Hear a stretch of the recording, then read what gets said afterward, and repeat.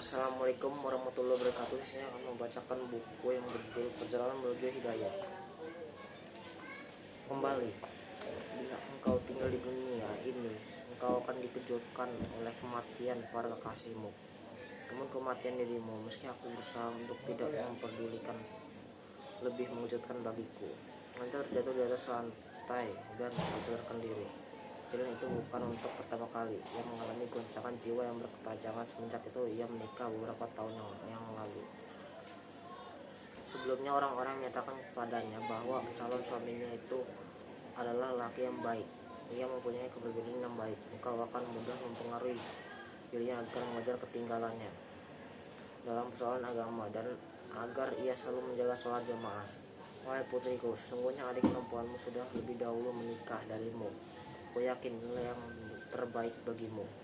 Ibuku turut menyokong dengan menyatakan bahwa lelaki yang melamar itu orang yang berkeadaan dari kalangan keluarga yang baik dan pekerjaan yang bagus. Berbagai manifestasi yang sebawah itu sama sekali tidak perlu buat diriku. Aku hanya menanyakan tentang agamanya. Semua itu tidak berguna buat diriku. Aku hanya menginginkan seorang lelaki yang soleh, yang membantuku untuk berbuat kebajikan dan taat kepada Allah. Karena lelaki semacam itu, dia mencintaiku, pasti akan memuliakan diriku. Kalau ia tidak menikahiku, ia akan melepaskan diriku dengan cara yang baik. Betapa seringnya kita mendengar kisah-kisah yang mengharukan ketika suami menzalimi istrinya dan percekcokan yang terjadi di antara mereka akibat jeleknya akhlak dan agama mereka. Aku memimpikan seorang suami yang akan membangunkan diriku untuk sholat di tengah malam. Aku juga berdoa kepada Allah di tengah malam dengan berlinang air mata agar menganugerahkan kepadaku seorang suami yang menolongku berbuat ketaatan dan hidup bersamanya dalam keridhaan Allah. Berjalan seiring menuju kepada Allah, mengikuti jejak Rasulullah dan para Rasulullah, sahabat beliau yang mulia. Aku memimpikan seorang lelaki yang mendidik anak-anaknya dengan pendidikan Islam yang benar, seolah-olah aku sedang berdiri di depan pintu memandangi suamiku itu bersama anakku menuju masjid. Aku membayangkan seandainya suara suamiku mengetuk telingaku. Berapa juz Al-Quran yang sudah engkau hafal? Berapa juz pula yang engkau baca? Aku membayangkan seandainya aku bersama anakku yang masih kecil berdiri di hadapan Ka'bah sambil berdoa. Aku melahirkan sebanyak-banyaknya keturunan. Semasa itu memberi pahala buat diriku. Aku akan melahirkan ke dunia ini seorang anak yang akan bertauhid kepada Allah. Semakin lama aku membayangkan hal itu, semakin selama itu pula aku merasa nikmat dengan mimpi tersebut. Bagaimanapun segala puji bagi Allah. Aku berharap-harap pahala dan bersabar terhadap suamiku ini pada awalnya, seolah-olah ia adalah orang yang lagi sholat. Seiring berjalannya waktu, tampak ia amat berat melakukan sholat. Apa yang kau inginkan? Tanyanya. Allah maha mengampun dan lagi maha penyayang. Aku mau sholat, jawabku. Waktu masih sangat pagi sekali. Demikian dengan cepat ia memberi tanggapan bila aku membujuknya untuk melakukan sholat berjamaah sehingga ia tidak meninggalkannya. Aku merasa bahwa ia akan berubah dengan desakanku untuk mencari yang lebih utama. Paling tidak demikianlah optimisme diriku. Aku sungguh khawatir terhadap teman-teman jahat suamiku itu pernah menceritakan kepadaku sebagian antara mereka. Aku khawatir orang-orang itu akan mempengaruhi dirinya. Aku memikirkan satu cara yang mungkin lebih mempengaruhi daripada sekedar nasihatku saja. Kenapa aku tidak memperkenalkannya kepada seorang pemuda soleh agar ia bisa terpengaruh olehnya? Suami teman wanitaku adalah seorang pemuda yang baik, konsekuen dalam Islam, dan insya Allah juga orang yang soleh. Aku segera menelpon teman wanitaku itu dan ia pun segera menyambut baik buah pikiranku tersebut, bahkan turut memberi dorongan kepada suaminya. Akhirnya temanku itu datang berkunjung bersama suaminya. Hatiku sungguh berbunga-bunga. Semoga Allah menanamkan rasa cinta pada diri suamiku kepadanya. Semakin lama waktu kunjungan mereka, semakin berdetak jantungku dibuatnya. Aku kembali dan menemuinya dengan tergesa. Aku duduk dan menekankan jari-jari tanganku dengan kuat. Menanti ia mengucapkan sesuatu. Aku memandangi kedua belah membelah matanya. Ia berkata, ia orang yang lembut dan baik hati sekali. Namun suamiku tampaknya tidak juga bersemangat untuk bertemu dengan mereka dan pergi mengunjungi mereka sebagaimana janjinya untuk membalas kunjungan mereka. Aku juga berusaha untuk berbagai cara dan jalan untuk berusaha memeliharanya agar tetap sholat berjamaah di masjid. Sekarang tekadku semakin bertambah setelah melahirkan anak baginya. Aku menghabiskan waktu malam yang panjang seorang diri dengan begadang. Sementara suamiku tertawa berbahak-bahak bersama teman-temannya. Aku menangis seorang diri bersama anakku. Aku terus mendoakan dirinya agar mendapatkan hidayah. Aku sengaja melakukan sholat malam di kamar kami sisinya dengan harapan semoga Allah memberi hidayah hatinya. Terkadang dia terbangun dan melihatku sholat pada waktu siang. Lihat bahwa ia terpengaruh juga oleh sholat kui dan panjangnya. Sore harinya ia memintaku untuk menyiapkan pakaian-pakaiannya karena ia akan berpergian ke kota Anu dalam urusan bisnis. Aku tidak bisa membedakan apakah ia berkata jujur atau sebaliknya. Umumnya ia bepergian. Ia tidak pernah menghubungi kami. Terkadang ia memang menelepon dan meninggalkan nomor kamar atau nomor teleponnya. Bila ia menghubungi, aku akan tahu di mana ia berada. Namun seringnya aku tidak mengetahui kemana ia pergi. Hanya saja aku tetap bersangka baik kepadanya sebagai seorang muslim. Selama perjalanannya, aku mengkhususkan doa untuknya. Di hari kedua perjalanannya, ia menelpon kami. Ini nomor teleponku. Alhamdulillah, aku merasa tenang karena ia masih berada di kerajaan Saudi Arabia. Selama 3 hari kemudian tidak ada terdengar dari suaranya. Namun hari keempat kembali terdengar suaranya. Namun aku hampir tidak mengenalinya. Suara yang mengandung kedukaan. Apa yang menimpamu? Aku akan kembali malam ini juga, insya Allah.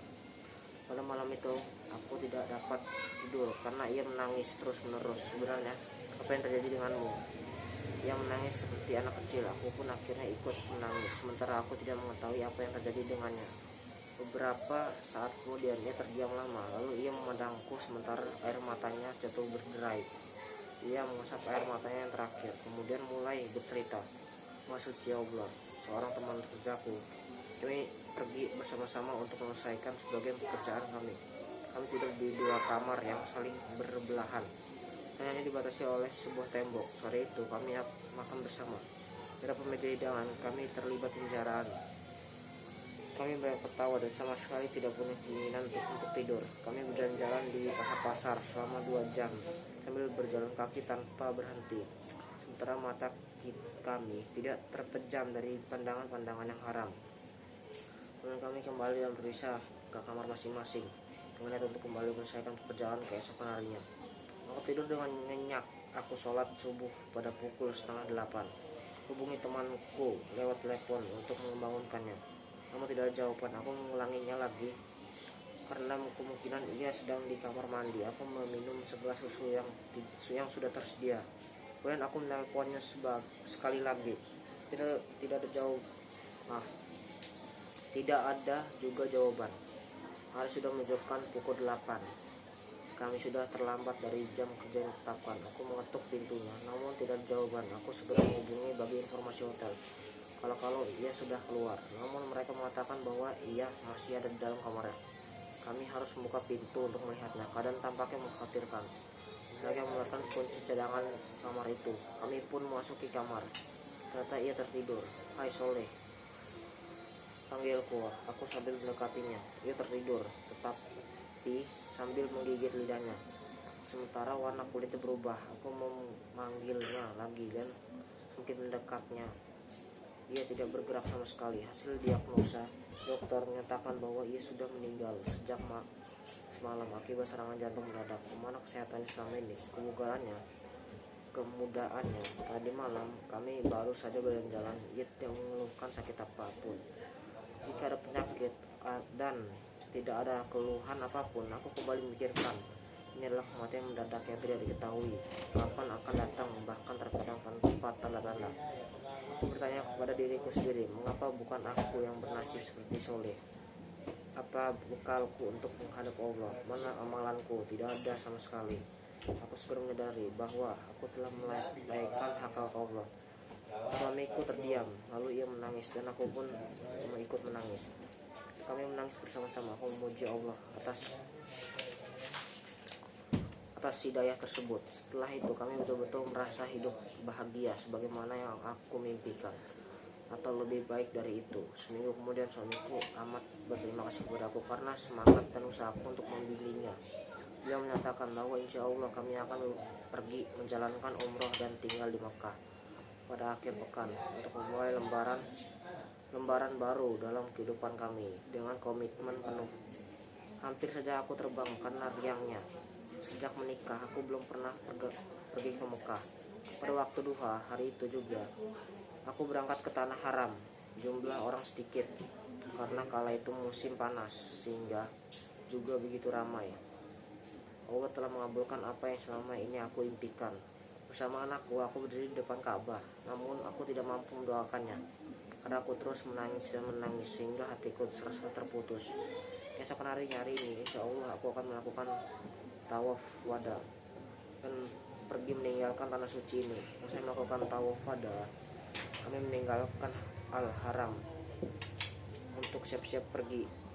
Apa yang engkau bawa? Ternyata kitab Ibnu Rajab Jami'ul Ulumi wal Hikam, kitab Ibnu Qayyim Zadul Ma'ad fi Hadi Khairil Ibad, juga Al-Wabilus Syahid oleh Ibnu Qayyim.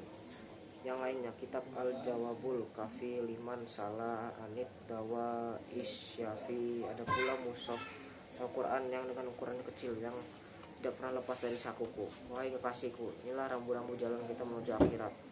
Dia terus mengulang-ulang firman Allah berikut sambil membawa tasnya. Ya Robbi, jadikanlah kami orang-orang yang mendirikan sholat, demikian juga dari anak keturunanku. Rob kami, terimalah doa kami, ya Robbi. Ampunilah dosa-dosaku dan dosa-dosa kedua orang tuaku, juga dosa-dosa orang yang beriman pada hari terjadinya hisab. Ibrahim ayat 40-41. Sekian yang saya bacakan. Apabila ada kesalahan dalam membaca, mohon maafkan. Saya akhiri. Wassalamualaikum warahmatullahi wabarakatuh.